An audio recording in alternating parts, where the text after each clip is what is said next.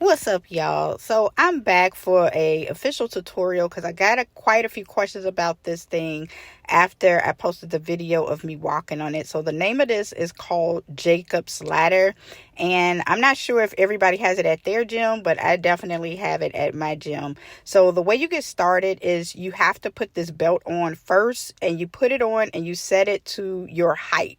And your height is what's going to allow you to walk either faster or slower on the machine. So once you strap the belt on, then you go ahead and press start, and then you wait for it to tell you to start climbing.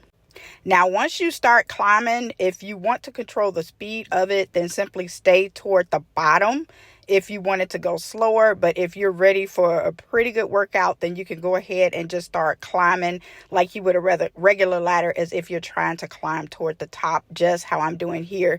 It's very easy on the joints as well.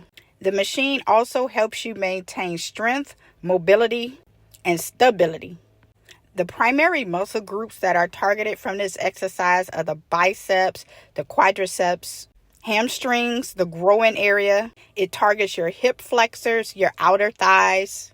It targets your shoulders, your lower back, as well as your obliques.